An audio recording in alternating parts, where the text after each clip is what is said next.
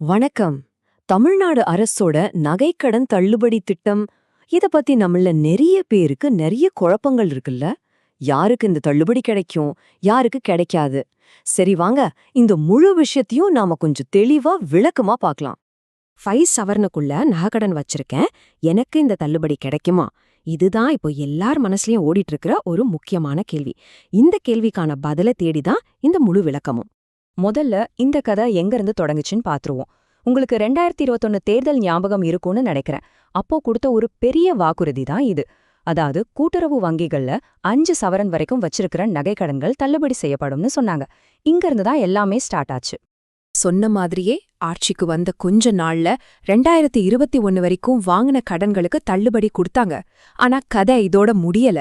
இப்போ இந்த தள்ளுபடிய பெறணும்னா சில புது ரொம்பவே கடுமையான ரூல்ஸ் கொண்டு வந்திருக்காங்க. சுருக்கமா சொல்லணும்னா முன்ன மாதிரி எல்லாருக்குமே இது கிடைக்காது.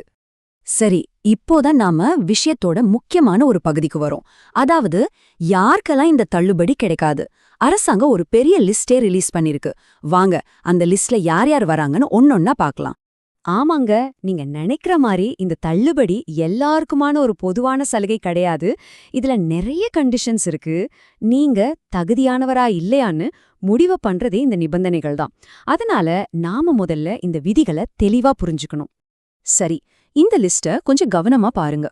முதல்ல நீங்க ஒரு அரசு ஊழியரா இருந்தாலோ இல்ல கூட்டுறவு வங்கி ஊழியரா இருந்தாலோ உங்களுக்கும் உங்க குடும்பத்தினருக்கும் இது கிடையாது. ரெண்டாவது, சில டெக்னிக்கல் காரணங்கள். அதாவது உங்க ஆதார் நம்பரை தப்பா கொடுத்திருந்தாலோ இல்ல குடும்ப அட்டை விவரம் குடுக்கலன்னாலோ சலுகை ரத்து செஞ்சிருவாங்க.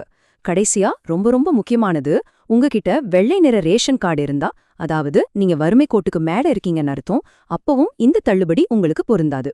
இந்த விதிகளெல்லாம் ஒரு பக்கம் இருக்கட்டும், இப்போ களத்துல ஒரு புது பிரச்சனையா ஆரம்பிச்சிருக்கு.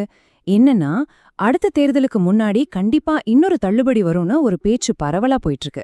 இந்த எதிர்பார்ப்பால வர சிக்கலை சமாளிக்கத்தான் அரசாங்கம் கருப்பு பட்டியல் அப்படிங்கிற ஒரு புது விஷயத்த கையில எடுக்க போறதா சொல்றாங்க. அந்த பேச்சு கிளம்புனதோட விளைவு என்ன தெரியுமா? அடுத்த தள்ளுபடியை எதிர்பார்த்து மக்கள் மறுபடியும் கூட்டம் கூட்டமா கூட்டுறவு வங்கிகளுக்கு போய் புதுசா நகைக்கடன் வாங்க ஆரம்பிச்சிட்டாங்க. அவங்களோட ஒரே நோக்கம், அடுத்த முறை தள்ளுபடி வரும்போது நாமளும் அந்த லிஸ்ட்ல இருக்கணுங்கிறது தான். இது கூட்டுறவுத்துறைக்கு ஒரு பெரிய தலைவலியா மாறியிருக்கு. சரி, இந்த கருப்பு பட்டியல் அப்படின்னா என்ன? ரொம்ப சிம்பிள். யார் யாரெல்லாம் இந்த மாதிரி தள்ளுபடிக்காகவே கடன் வாங்குறாங்கன்னு ஒரு ட்ராக் பண்ணுவாங்க.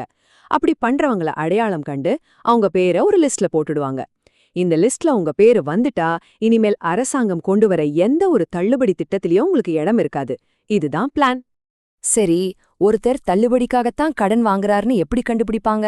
அதுக்குதான் டெக்னாலஜி இருக்குல்ல. இப்போ நம்ம ஆதார், பான் கார்டு எல்லாமே டிஜிட்டலா லிங்க் ஆகியிருக்கு.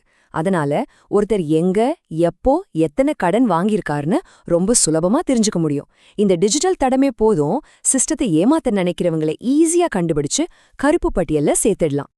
அப்போ இந்த கருப்பு பட்டியல்ல இல்லாதவங்களுக்கு எல்லாம் தள்ளுபடி கிடைக்குமான்னு கேட்டா அதுவும் இல்ல. அரசாங்கத்தோட அணுகுமுறையே இப்போ கொஞ்சம் மாறிடுச்சு. இனிமே தள்ளுபடிங்கிறது வேற மாதிரி இருக்க போகுது. அது எப்படின்னு பாப்போம். இந்த ஸ்லைட்ல இருக்கிற வரிய நல்லா கவனிங்க. இனி தள்ளுபடி தகுதியான மற்றும் உண்மையிலேயே வறுமையிலுள்ள மக்களுக்கு மட்டுமே. இதுதான் அரசாங்கத்தோட புதிய பாலிசின்னு சொல்லப்படுது. அதாவது கண்மூடித்தனமா எல்லாருக்கும் சலுகை கொடுக்கற காலம் முடிஞ்சிடுச்சு. இனிமே உதவி யாருக்கு உண்மையிலேயே தேவையோ அவங்கள தேடி போகும். இது ஒரு பெரிய கொள்கை மாற்றம். அப்போ அந்த உண்மையிலேயே தகுதியானவங்க யார்? அரசாங்கம் குறிப்பா இந்த 4 பிரிவினரை தான் குறிவைக்குது. உண்மையாவே நிதி நெருக்கடியில இருக்கிற மக்கள், நடுத்தர வர்க்க குடும்பங்கள், விவசாயிகள், அப்புறம் வறுமை கோட்டுக்கு கீழே இருக்கிறவங்க. இனிவரும் காலங்கள்ல தள்ளுபடிகள் இவங்களுக்கு முன்னுரிமை கொடுக்கும்னு எதிர்பார்க்கலாம். சரி, இப்போ நாம எல்லாத்தையும் பார்த்துட்டோம். வாக்குறுதியில ஆரம்பிச்சு புதிய விதிகள், கருப்பு பட்டியல்னு எல்லாத்தையும் அலசிட்டோம். ஆனா கடைசியில நம்ம முன்னாடி நிக்கிற கேள்வி இது ஒண்ணுதான். இந்த புது கட்டுப்பாடுகள் எல்லாம் உண்மையாவே உதவி தேவைப்படுற மக்களுக்கு அந்த உதவி போய் சேர உதவுமா, இல்ல இன்னும் புது புது சிக்கல்களை தான் உருவாக்குமா? இது ஒரு முக்கியமான கேள்வி. இத பத்தி நீங்க என்ன நினைக்கிறீங்க?